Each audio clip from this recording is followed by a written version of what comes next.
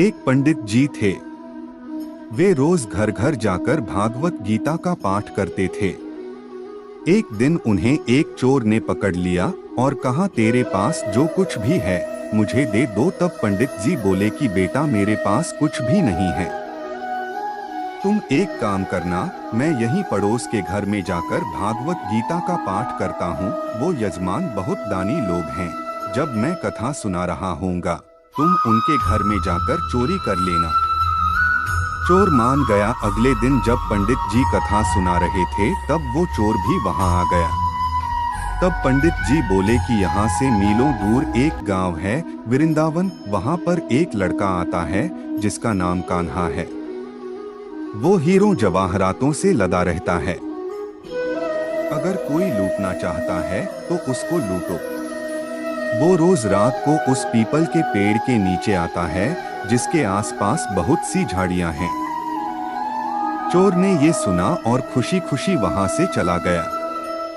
चोर मान गया। अगले दिन जब पंडित जी कथा सुना रहे थे, तब वो चोर भी वहां आ गया। तब पंडित जी बोले कि यहाँ से मीलों दूर एक गांव है, वृंदावन। वहां पर एक लड़का आता है जिसका नाम कान्हा है। वो हीरों जवाहरातों से लदा रहता है।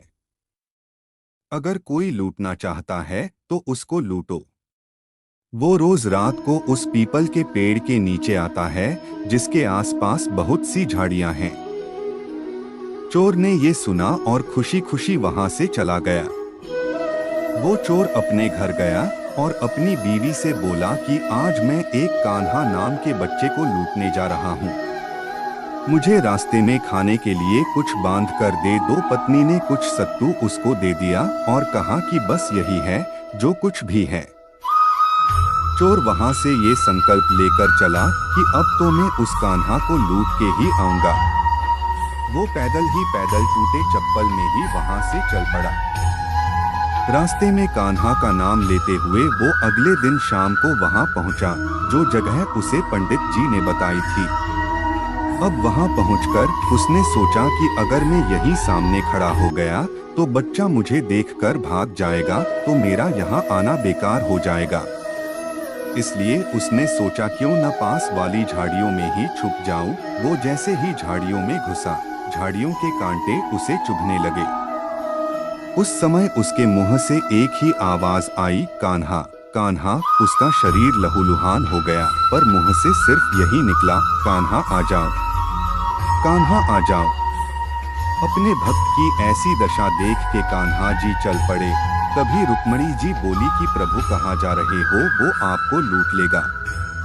प्रभु बोले कि कोई बात नहीं, अपने ऐसे भक्तों के लिए तो मैं लुट जाना तो क्या मिट जाना भी पसंद करूंगा। कान्हा जी बच्चे का रूप बना के आधी रात को वहां आए। वो जैसे ही पेड़ के पास पहुंचे, चोर एकदम से बाहर आ गया और उन्हें पकड़कर बोला, ओ कान्हा, तूने मुझे बहुत दुखी किया है। अब ये चाकू देख रहा है न, अब चुपचाप अपने सारे गहने मुझे दे दे। कान्हा जी ने हंसते हुए उसे सब कुछ दे दिया। चोर हंसी खुशी अगले दिन अपने गांव में वापस पहुंचा।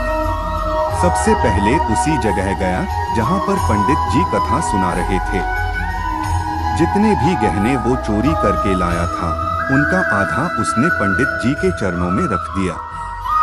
जब पंडित जी ने पूछा कि ये क्या है, तब उसने कहा, आपने ही मुझे उस कान्हा का पता दिया था। मैं उसको लूट के आया हूँ और ये आपका हिस्सा है। पंडित जी ने सुना तो यकीन ही नहीं हुआ। वे बोले कि मैं इतने सालों से पंडिताई कर रहा हूँ, वो मुझे आज तक नहीं मिला। तुझ जैसे पापी को कान्हा कहाँ से मिल सकता है।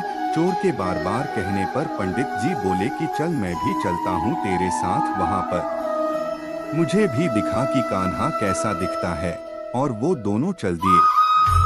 चोर ने पंडित जी को कहा कि आओ मेरे साथ यहाँ पे छुप जाओ। दोनों का शरीर लहूलुहान हो गया और मुंह से बस एक ही आवाज निकली, कान्हा कान्हा आ जाओ। ठीक मध्य रात्रि कान्हा जी बच्चे के रूप में फिर वही आए।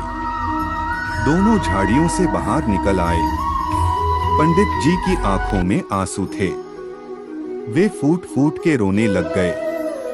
चोर के चरणों में गिर गए और बोले कि हम जिसे आज तक देखने के लिए तरसते रहे, जो आज तक लोगों को लूटता आया है, तुमने उसे ही लूट लिया। तुम धन्य हो, आज तुम्हारी वजह से मुझे कान्हा के दर्शन हुए हैं।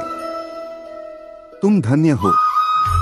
सीख ऐसा है हमारे कान्हा का प्यार अपने सच्चे भक्तों के लिए। जो उसे सच्चे दिल से पुकारते हैं तो वो भागे भागे चले आते हैं। प्रेम से कहिए श्री राधे। मेरो तो गिरधर गोपाल दूसरो न कोई।